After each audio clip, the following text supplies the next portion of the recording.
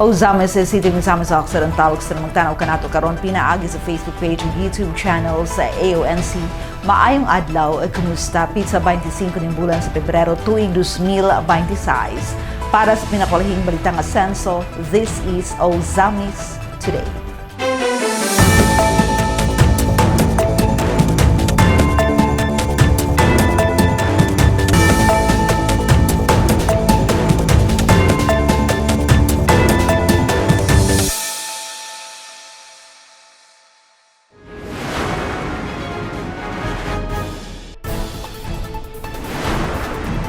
Asenso serbisyo sa edukasyon, prioridad sa kabataan, pamuhunan alang sa umaabot sa dakbayan.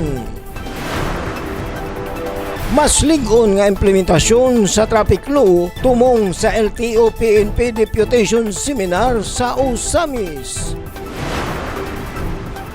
Balaod nun sa pagpanalipod sa kabataan batok sobrang screen time, gipasaka ni Kong Asenso Indi Waminal. Disapproval sa sangguniang panlalawigan sa City Ordinance No. 1354-25 sa Osamis, Kibawi.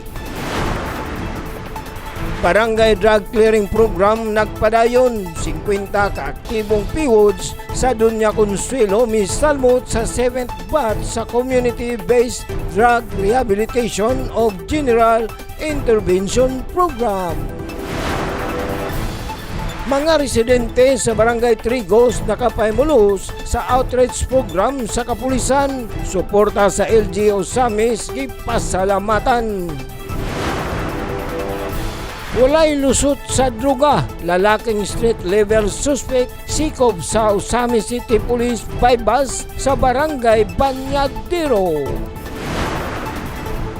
Unang pagdangop, kapin 46,000 pesos nga excess bill sa anak nga na ospital na sulbad. Dahil sa namutikson, ania ang mga detalye.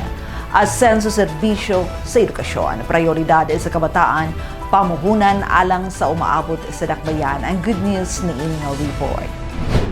Dugay nga tatak sa Asenso brand of service ang paghatag og dakong bili sa edukasyon. Usa ka baruganan nga klarong makita sa padayon mga programa para sa katawhan sa dakbayan. Ilabi na sa kabataan isip mga umaabot nga lider sa syudad. Kini nga prinsipyo gipadayag pag-usab sa aktibong pag-apil ni Mayor Sam Norman Fuentes, kauban ang iyang asawa nga si Dr. Ruth Ligaspi Fuentes, Regional Director sa DepEd Region 9 sa formal nga pagperma sa Memorandum of Agreement kun MOA tali sa Department of Education ug City Local Government Units kun LGUs ubos sa nasudnong classroom construction program nga gipangluhan ni Presidente Ferdinand R. Marcos Jr. Ang maong inisyatiba nagtumong sa pagpapaspas sa pagtukod, rehabilitasyon ug pag-ayo sa mga classrooms aron matubag ang kakulangan sa kapin 144,000 ka mga classrooms sa tibuok nasud. Ubos sa kasabutan, ang mga LGUs lakip ang Ozames City maoy mangulo sa procurement, construction ug pagdumala sa mga proyekto. Samtang ang DepEd magtakda sa pamantayan ug mag-validate sa kalidad sa dili pa ang final turnover. Gisuportahan ang programa sa higpit ug transparent nga pundo.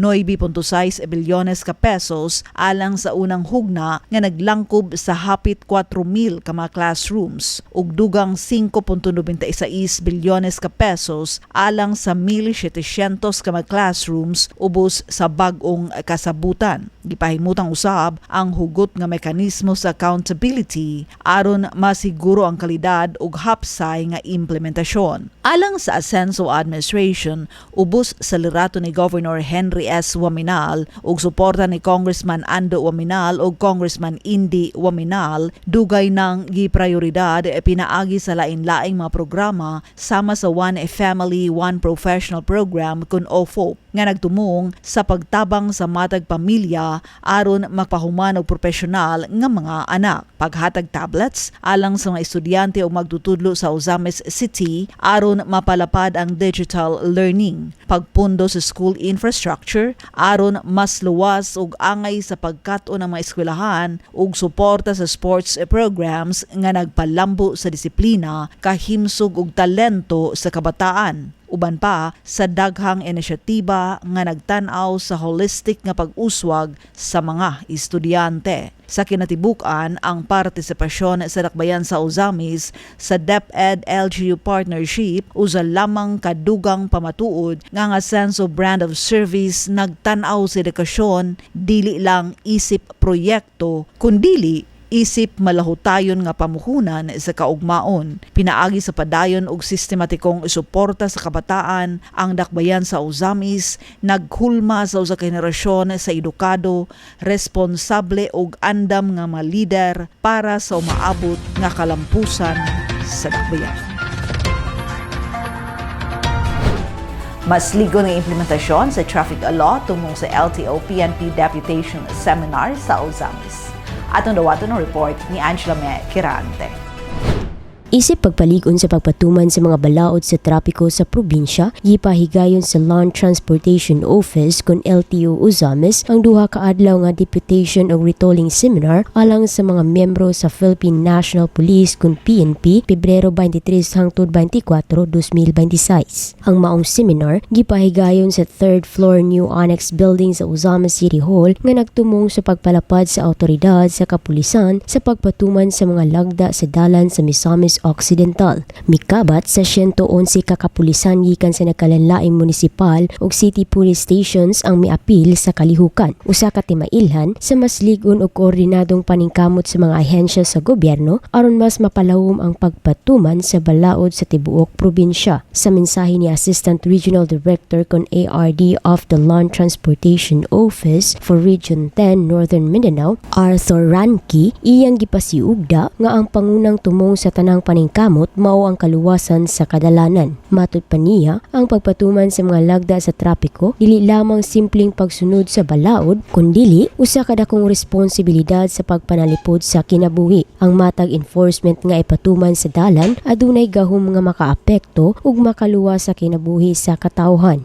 Let's remember that road safety is the primordial motivation of all our efforts. We all invested our lives in. It isn't just about following rules, although it's about protecting lives. Every enforcement decision we make on the road has the power to impact not just our own achievement for our future, but the future of others around us. Whether we are driving, cycling, or walking, we all share a responsibility to be vigilant, respectful, and mindful. Let us make safety our priority and guiding principle then, because every life is valuable and every journey matters.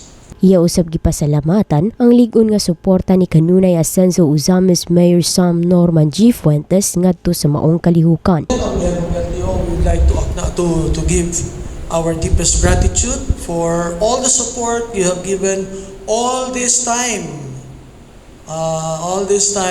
since nahitabuan na niya ang LTO din sa MISOC, din sa Ozames particularly, and all the other LTOs nga naa sa province of Misamis Occidental. Sa personal nga interview ni LTO Ozames Chief Salome Navarro, iyang gipasabot nga ang maong seminar nagtumong sa paghatag og otoridad sa mga personnel sa PNP nga makapagawas sa Temporary Operators Permit kon TOP sa mga violators sa trapiko. Ang deputation seminar gani ang paghatag og authority sa ato ang mga PNP personnel to issue the Temporary Operators Permit or the TOP. So na-authorize na sila. Although sa pagkakaroon dili naman namo gina-confiscate ang mga driver's license, but they can issue the TOP. Usa kay ni ka paagi aron nga mapadayon nato ang kanang safety sa kadalanan, no, dili lamang sa mga drivers including sa mga katawhan nga makita nato dinha sa kadalanan. So para mas yun nato ang seguridad sa mga katawhan, usa ni kapaagi ang deputation seminar. Sumala pa kaniya, dakong tabang ang kolaborasyon tali sa PNP ug LTO sa pagpatuman sa mga balaod sa trapiko. Matud pa, dili mahimong hingpit nga maipatuman ang mga lagda sa dalan kung walay suporta ug aktibong partisipasyon sa PNP. Dako kaayo ang tabang sa kaning collaboration namo sa pagpatuman sa mga traffic laws, no. Kung wala si PNP, dili gyud namo fully ma-implement ang mga traffic laws, no. So pasalamat pud kay mig dako, ilabi na kang sa ato ang PD, no, si Police Colonel Maklang. Daghan kayong salamat sir nga ang suporta ninyo sa LTO nga daghan kayo ang ni-join karon sa ato ang retooling and deputation seminar. Mahinaot ko nga sa matag station mapatuman gyud nato, ma-implement nato, ma-enforce nato ang balaod sa trapiko. Nagpasalamat usab ang LTO Uzames sa lokal nga panggamhanan sa Dakbayan ubos sa pagpanguna ni Mayor Sam Norman G. Fuentes alang sa logistical support, venue ug pagkaon atol sa nasangpit nga seminar. Kung dako nga pagpasalamat no sa grabe nga suporta gikan sa LGU nga gipangaluhan ni Attorney Sam Norman Fuentes. Pasalamat kay kog dako sa pag-provide aning nindot kay nga venue, no. First time namo nga naay elevator, and then also grabe nga mga pagkaon sa duha ka adlaw, supported ta ni Mayor. So dako kayo akong pagpasalamat sa LGU Uzames. Sa pagkakaroon, nagpadayon ang hugot nga panaghiusa sa mga ahensya sa gobyerno aron mas mapalig-on ang pagpatuman sa balaod sa trapiko alang sa kaluwasan sa matag motorista ug pasahero sa dalan. Pinaagi sa deputation ug retooling seminar, gilauman nga mas mudako pa ang kahibalo, kahanas ug responsibilidad sa mga kapulisan sa pagpatuman sa mga lagda sa trapiko. Kini nga paningkamot sa Land Transportation Office kun LTO, Philippine National Police kun PNP ug sa lokal nga panggamhanan sa Asenso Uzames Administration nagpakita sa padayon nga commitment sa usa ka luwas, malinawon ug mas maasensong komunidad sa probinsya sa Misamis Occidental. Alang sa Uzames Today, ako si Angela May Kirante. Salamat me, balaod nun sa pagpanalipod sa kabataan batok sobrang screen time, gipasa kaniko nga Asenso Indi Komunal anyang matitalye. Isip ang pagpanalipod sa kaayuhan o kaugmaon sa mga kabataan, mipasaka og balaod noon si Asenso Pinoy Representative Congressman Attorney Henry Indef Wamanal Jr. sa House of Representatives nga nagtumong sa pag-regulate sa paggamit sa electronic gadgets sa mga bata. Sa official Facebook post ni Kong Attorney Indi Wamanal, Pebrero 23, 2026, iyang gipahibalo ang pagduso sa House Bill number 7887 nga naglatid sa angay nga mga lagda sa gidugayon sa screen time sa mga minor de edad. Subay sa rekomendasyon sa mga eksperto alang sa paglambo ug kaayuhan sa kabataan. Sumala sa proposed House Bill, edad 0 ngadto sa 2 anyos, hugot nga gidiri ang screen time tungod kay sa maong yugto sa pagtubo, gikinahanglan ang direkta nga pakig-uban ug interaksyon sa mga ginikanan alang sa hustong paglambo sa panghuna-huna. Edad 2 ngadto 5 anyos, limitado lamang sa ubos sa usa ka oras matag adlaw ang paggamit sa screen o kinahanglan nga ang lantawon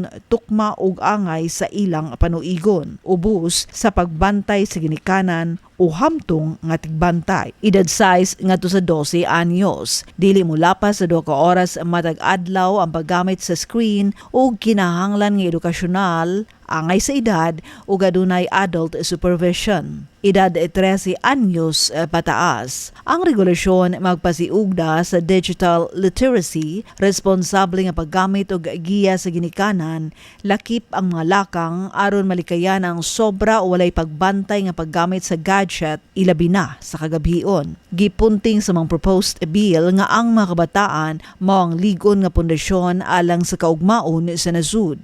Ang sobrang paggamit sa sa gadgets mahimong makaapekto sa ilang pagkat-on sa pinulungan, pakig abi-abi sa uban ug abilidad sa pag-concentrate. Makahanas nga mahinungdanon alang sa ilang pag-eskwela ug kinatibuk-ang paglambo. Pasabot usab nga bisan pa sa magiya og limitasyon, tugutan gihapon ang paggamit sa electronic gadgets sa panahon sa emerhensya o kahimtang nga nagkinahanglan og dali nga komunikasyon alang sa kaluwasan sa mga bata, ginikanan, magtutudlo ug komunidad. Sumala pa sa post sa kongresista, to quote, "Technology is a tool but it should never be a substitute for the warmth of a parent's guidance. Let us protect our children today to secure our nations tomorrow."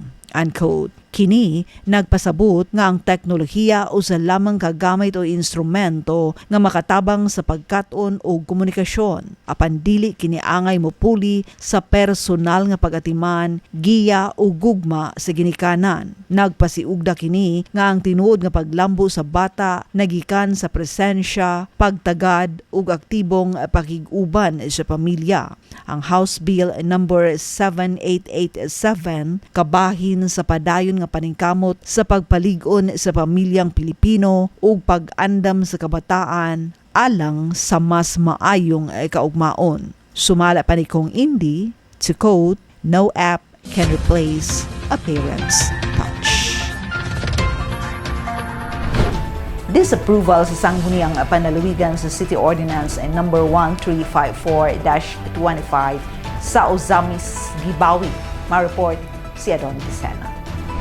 May pagawas og bagong resolusyon ang sangguniang panlalawigan sa Misamis Occidental nga nag-recall o nagbawi sa unang desisyon nga naga-disapprove sa proposed ordinance sa Konseho sa Ozamis labot sa tax increase sa retailers, contractors o garbage collection fees. Sa ulahang regular session sa Konseho sa Ozamis, gipasabot ni Majority Floor Leader Attorney Mars Tapayan nga ang bag-ong desisyon nga gipagawa sa sangguniang panlalawigan nagpasabot nga aprobado na ang proposed ordinance number 1354-25 sa ilang posisyon. Gumikan ini, mipagawas usab og resolusyon ang Konseho ng Syudad nga nag-recall o nagbawi sa mosyon sa pag-override sa unang desisyon sa sangguniang panlalawigan. Nagtuo ang Konseho sa Ozamis nga ang pag-usab sa desisyon sa sangguniang panlalawigan labot sa maong proposed ordinance resulta kini sa makuting pag-review sa unod sa maong proposed ordinance. Gipasalamatan sa Konseho ang ulahing desisyon sa sangguniang panlalawigan o posibleng sa dili madugay makapanaog na og pinal nga desisyon ang Konseho alang sa third and final reading. Hugot nga gibarugan sa Konseho nga ang pagmugna sa maong balaod nun nakasunod gayon sa Local Government Code of 1991, nakasunod sa lagda sa Revised Omnibus Revenue Code of 2013 ug ang pagpahibalo og pagkuha sa sentimento sa mga respondent nga mao ang mga local business sector ng syudad atol sa public hearing. Honorable Sir, all is well that ends well. They recalled their disapproval and they did not approve our ordinance. So, in this light, I also would like to move because our resolution, we enacted the resolution last week overriding this approval. Since they now approve our ordinance, having recalled the resolution of disapproving it, I move on the motion to also recall our resolution overriding the ordinance because it has become moot and academic and serves no purpose at all because our ordinance was already approved by Supreme Legal Organization. So I move on the motion to recall our resolution overriding the disapproval of Supreme Legal Ordinance number 154-2035, on joint motion. Okay, on joint motion, there's a motion from the Honorable Majority Floor Leader to override. To recall the override. To recall the overriding. Motion approved. Alang sa Ozamis Today, Adonai Desena reporting. Salamat doon, Barangay Drug Clearing Program nagpadayon 50 kaaktibong PWOODs sa Doña Consuelo ni salmod sa 7th batch sa community-based drug rehabilitation o general intervention program. Giatuan na tututukan ni Leon Chumidalio ang maong balita. Ani aking report. Subay sa kampanya sa national government batok sa illegal nga droga, padayon usab ang paningkamot sa kanunay asenso Osamis administration ubo sa pagpangulo ni Mayor Sam Norman J. Puentes, kauban ang City Health Office, Osamis City Police Station, Department of the Interior and Local Government, Misamis Occidental Philippine Drug Enforcement Agency ug uban pang partner agencies. Adlong Lunes, Pebrero 23 ning tuiga, ang City Anti-Drug Abuse Council kung kadak may paigayon sa ikapito ka batch sa Orientation and Barangay Drug Clearing Program kon BDCP, pinaagi sa Community-Based Drug Rehabilitation Program CBDRP o General Intervention Program alang sa mga persons who use drugs kon PWODs sa Barangay Dunya Consuelo. Ang aktibidad gipaygayon mismo sa Barangay Dunya Consuelo Covered Court din adunay 50 ka aktibong persons who use drugs gikan sa kinatibuk-ang 75 ka illegal drug surrenderies nga miapil sa maong rehabilitation og mopadayon sa usa ka bulan nga CBDRP. Lakip sa mga mitambong si Vice Mayor Simplicia Bibineri, Committee Chair sa Peace and Order, City Councilor Attorney Marcelian Tapayan, OCPS Police Executive Master Sergeant Cheryl Lynn Anoos, Misamis Occidental PDEA Assistant Provincial Officer Agent Ralph Carlo Dinoy, City Health Officer 2 Dr. Maria Florilyn Irog-Irog, OIC CSWD Raje Gomez, Kadak Focal Person Ila P. Cartainas ug si punong Barangay Ruski Piel uban sa iyang Barangay Council. Sa mensahe ni Kapitan Ruski Piel, iyang ipahayag ang iyang dakong kalipay nga napili karong tuiga ang Barangay Dunya Consuelo nga mapahigayunan sa maong programa. Dakong kalipay nako nga usa ang Barangay Dunya Consuelo nga napili karon tuiga nga magpahigayon og drug cleared barangay. Atong paglingkod pa lang nako, naginamhinam na gigugug ko nga hopefully nga kita ang mapili, no? So karon privilege kayo. Pasalamat kay ko ni Ma'am Ila uban sa ato ang LGU nga kita ang napili. Usa ka pribilehiyo. Sa ngalan ni Mayor Sam, mipaday usab og minsay si Vice Mayor Bibineri nga nagpasabot sa kaanindot sa mga lakang o programa nga nahimo sa Misamis Occidental nga naghatag og panahon og suporta alang sa mga PWODs, nagpakita sa pagkabililhon sa matag tawo. Sa tinuod lang, usa sa kanindot kaayo nga programa dinhi sa Misamis Occidental. Kinig yung paghatag og panahon o programa alang kanatong mga PWODs. Apinapug ko. Bitaw, no? Kay gidanda magyud sa atong pangabhanan nga ang tao bililhon. Kitang tanan bililhon. Tungod kay bililhon man hatagan gyud ta og nindot nga mga programa nga mga palambo sa atong kinabuhi. Mipaabot usab si OCP is PEMS Anoos sa pagpasalamat og pagdaig sa hipis kapulisan sa kaisog og determinasyon sa matag PWOD nga anaa sa maong kalihukan nga naningkamot sa pagbag-o alang sa ilang kaugalingon, pamilya og sa komunidad. Dugang pahayag pa niya, ang CBDRP dili usa ka programa nga silot, kundili usa ka programa sa paglaom og pag-ayo. Kini naghatag og hustong giya, counseling, espiritual ug psikolohikal nga suporta. Ug mga kalihukan nga makatabang sa inyong pagbalik sa husto nga dalan. Uban sa kooperasyon sa kapulisan, local government unit, health workers, barangay officials, ug sa inyong mga pamilya, atong paligunon ang pundasyon sa inyong pagbag-o. Samtang sa mensahe ni Misamis Occidental PDEA Assistant Provincial Officer Agent Dinoy, iyang ipadayag ang usa ka mensahe sa paglaom, pagdasig o commitment. Diin matud pa niya, we are here not to judge, but to walk with you on the path toward recovery. But let me assure you, you are not alone. Through the Community-Based Drug Rehabilitation Program and General Intervention Program, we offer you the chance to rebuild your life, to restore your dignity, and to rediscover your purpose. PDEA, together with the all stakeholders of the anti-drug campaign, is committed to supporting you every step of the way. Let us work together to build safer, healthier, and drug-free communities. Sa mensahe usab ni City Health Officer 2 Dr. Irog iyang ipasabot ang tumong og tinuod nga kahulugan sa community-based drug rehabilitation program, lakip ang mga angayan nga pagabuhaton sa 50 ka mga persons who use drugs nga aktibong misalmot alang sa kabag-uhan o kaayuhan sa ilang kaugalingon. Ang Community-Based Drug Rehabilitation Program kung CBDRP usa ka programa sa rehabilitasyon o reintegrasyon alang sa mga PWODs diin moagi sila og pipila ka mga sessions o lectures nga paghimuon sa City Social Welfare and Development kung CSWD, City Health Office, kauban usab ang Bureau of Fire Protection, City Disaster Risk Reduction and Management Office kung CDRRMO, PNP o KADAK. Lakip na ang counseling programs o partisipasyon sa religious sector alang sa values formation o spiritual enhancement alang sa ilang rehabilitasyon. Mao ni ato ang unang nga tikang no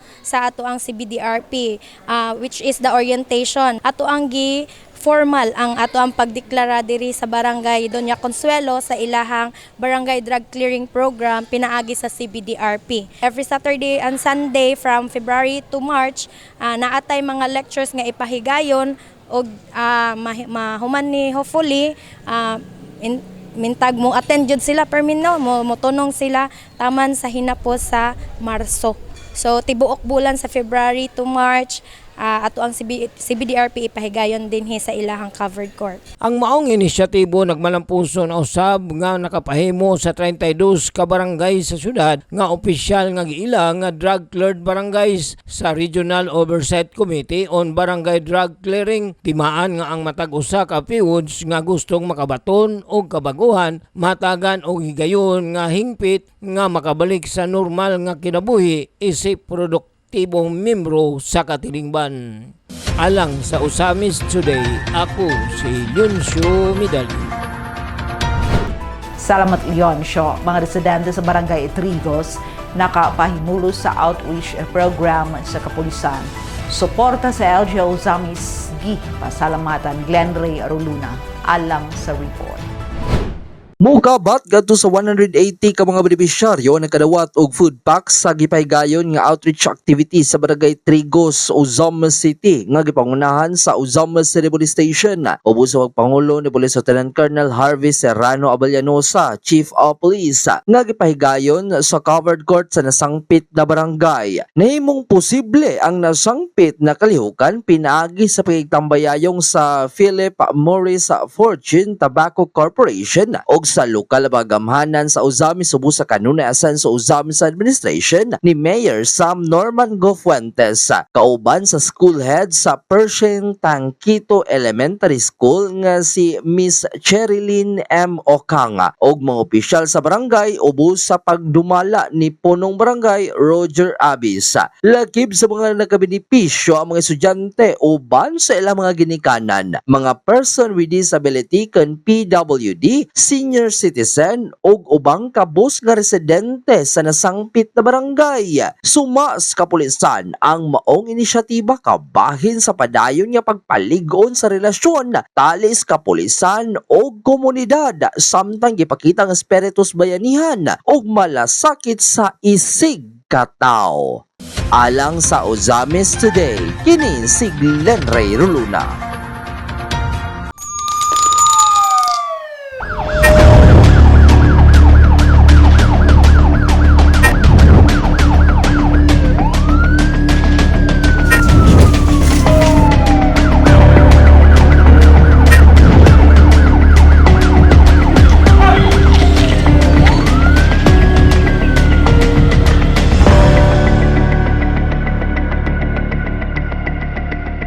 Walay lusot sa droga. Lalaking street-level suspect sikop sa Uzamis City Police by bus sa barangay Banierero. Nibalik ka lang sa police report sa Leoncio Midali. Sikop sa mga operatiba sa Usami City Police Station kauban ang Sikan Police Mobile Force Company ang usa ka lalaking suspitsado sa illegal nga droga atol sa drug bypass operation nga gilusad sa Purok 8 New Road, Barangay Bañadero, Usami City pasado alas 4 sa hapon, Martes, Pebrero 24 ning tuiga. Ang dinakpan nga usa ka street level individual ug naila sa alias nga Jang, 27 anyos, adunay live-in partner, kanhi delivery rider o residente sa barangay Dimaluna ning Dakbayan. Nasikop human mapalitan sa pusher buyer o usa ka sashi sa idudahang illegal nga droga nga nagkantidad og 500 pesos. Atol sa gimong pagbody search, nakuha gikan sa suspitsado ang 7 ka gagmay ug usa ka medium size held sashi sa gituang shabu. Lakip ang 500 pesos nga bypass money, mga IDs, wallet nga mao gisudlan sa nasangpit nga ebidensya, cellphone ug usa ka unit nga Skygo SMC single motorcycle. Ang mga nakumpiskang gidudahang illegal nga droga gibana-bana nga adunay kinatibuk ang gimbugaton nga mobalor og 3.5 gramos o estimate nga adunay standard drug price nga 23,800 pesos. Presente usab sa mga operasyon si punong barangay Rulan Llanto sa Bañadero, kauban ang representante sa Department of Justice o local media aron masiguro ang transparency o legalidad sa pagproseso o pag-itemize sa mga nasangpit nga ebidensya. Niini mipadayag si Kapitan Llanto sug mensahe alang sa tanang katawhan ilabi na sa mga lumulupyo sa barangay Bañadero. Ako mensahe ani kung mahimo taga Bañadero mga dakpan kay para maklear akong barangay. Malipay jud ko taga Bañadero ang dakpan kay para maklear akong barangay kay gusto jud ko akong barangay maklear. Kani kay dire man sila nagkuan, dire magabot-abot. Iyang ipasalamatan usab ang mga lideres sa probinsya, pinanguluhan ni Governor Henry Sibilia Waminal sa paghimo og mga lakang aron mahatagan og konkretong aksyon og masugpo ang hulga sa illegal nga droga sa Dakbayan og si bisan kinsang nalambigit niini. Pasalamat ko sa ato ang mga leader labi na sa ato ang kuan. Ni Gob Henry S. Waminal nga tungod ani yang kasing-kasing pod nga masugpo ning kuan, masugpo ning drugs. Nang matag barangay naagi programa bago lang may nag-enhance dito sa hotel bahin sa drugs unsay mga prevention nga buhaton unsa ang mga pwede na ito mahimong aksyon mga katungod sa mga barangay opisyal para pag-monitor aning mga kuan aning ato ang mga drug user. Pahingusgan gyud sa atong gobernador kauban sa ato ang duha ka congressman kung Ando Waminal og si Kong Andy Waminal og sa ato ang mayor no nga si Mayor Sam Fuentes. Sila nagkahiusa gyud sila para pag-prevent ani nga bisyo sa mga katawhan kay ug naa maguni og present ni siya nga bisyo maglisod gyud og uswag nga ato ang probinsya. Si alias Jang anana sa temporaryong gidetiner sa Usami City Police Station alang sa hustong disposisyon o pagpasaka sa tukbang kaso bato kaniya nga mao ang paglapa sa Section 5 ug Section 11 sa Republic Act No. 9165 o Comprehensive Dangerous Drugs Act of 2002. Sa post sa opisyal nga Facebook page sa Usami City Police Station, gi-emphasize ni OIC Chief of Police Police Lieutenant Colonel Harvey Avillanusa ang kamayinungdanon sa padayon og lig-on nga kampanya batok sa illegal nga droga. Sukot, the arrest of a street-level individual sends a clear message. Illegal drugs and criminality will not be tolerated. We remain steadfast in protecting our community and in building a peaceful and progressive Usami City. Ang malampusong pagkasikop kang alias Jang resulta sa hugot nga dedikasyon o paningkamot sa Usami City Police Station kauban ang pagkigtimbayayong sa Sikan PMFC isip kabahin sa lig-on nga kampanya sa Philippine National Police batok sa illegal nga droga uban sa padayon nga suporta sa kanunay asenso Usamis administration ubos sa liderato ni Mayor Sam Norman J. Fuentes aron mapadayon ang kalinaw, kahusay og seguridad sa tanang katawhan. Alang sa Usamis Today, ako si Yonsho Midalio.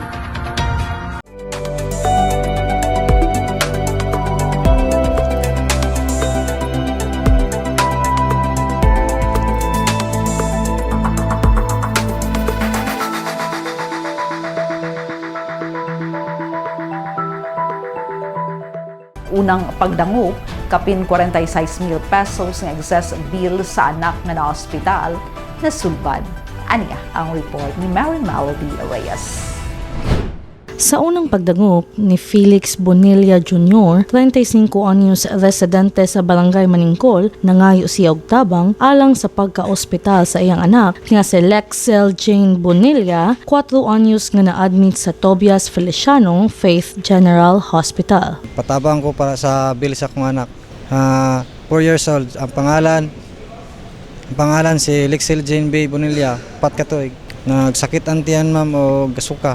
Sa medical diagnosis sa iyang anak, nakitaan nga aduna kini acute gastritis, moderate dehydration o urinary tract infection kun UTI. Ang pagsuka usa sa kasagarang sintomas sa acute gastritis, ilabi na kung adunay paghubag sa lining sa tiyan. Ang maong mga kondisyon usa ka seryosong kombinasyon nga nagkinahanglan og dinaliang pag-atiman sa doktor. Tungod niini, misaka ang ilang hospital bill. Apan bisan pa man miabot sa 46,513 pesos and 88 centavos ang ilang excess bill, kinihingpit nga nasulbad pinaagi sa Ascenso Ozames Free Hospitalization Program. Kuan ma'am, acute gastritis o urinary sa UTI ma'am ba?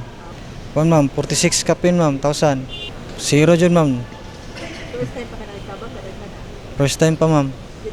Tako jud kay akong kuan ma'am, kalipay ma'am, nakuan gyud ma'am, natabangan ko nila ma'am. Tungod niini, mensahe sa pagpasalamat ang gipaabot ni Felix ngadto sa mga lidere sa Team Ascenso nga sila si Governor Henry S. Uminal, Kong Segundo Ando Uminal ug Kong Ascenso Attorney Indy Uminal ug ilabi na ang amahan sa Dakbayan, Mayor Sam Norman G. Fuentes nga kanunay naglantaw sa kaayuhan sa katawhan. Matud pa niya, dako kaayo ang ilang inisyatiba nga nakapahupay ug nakapagaan sa kinabuhi sa mga pamilyang anaa sa kalisdanan. Ilabi na sa panahon nga nagkinahanglan og dinaliang medikal nga pag-atiman. Daghang salamat kayo ninyo Mayor, Congressman, Gobernador sa inyong tabang sa kuwang dakong problema sa bill sa kong anak. Unta kanunay ninyo ang padayon ang pagtabang sa mua. O God bless. Ang Ascenso Ozames Free Hospitalization Program ubos sa pagpanguna ni Mayor Sam Norman Fuentes, padayon nga naghatud og kahupayan sa mga Ozamesnon, ilabi na kadtong anaa sa kalisdanan sa medikal nga emerhensya. Pinaagi niini, mas daghang pamilya ang nabuhi ang paglaom ug nakabaton og kahupayan panahon sa pagsulay. Alang sa Ozames Today, ako si Mary Melody Reyes. Salamat Mel, ang Ozames Today, hatod ka nato, ingon nga serbisyo publiko sa kanunay Ascenso Ozames Administration, pinaagi sa Ascenso Ozames News Channel, ubos sa pagdumala ni Mayor Attorney Sam Norman G. Fuentes. Alang sa dugang impormasyon, please like our official Facebook pages, Sam Norman Fuentes, Attorney Indy Uminal, Kong Ando Uminal, o Ascenso Ozames News Channel, and please subscribe to the official AONC YouTube channel. Sa ngalan sa kitibukang AONC team, Yonsho Midalio, Adoni Dicena, June Purgatorio, Ares Carpi, Kim Etangaro, Macjul Malinis, Mary Malody Reyes, Angela Me Kirante, Mary Ann Lumapas, Xander Dalid, si Glenn Ray Roluna sa Misamis News Network. Ako si Dazon Motikson, daghang salamat. Kanunay, Ascenso Ozames, padayon Ascenso Segundo Distrito, Ascenso Misamis Occidental, Ascenso Pinoy.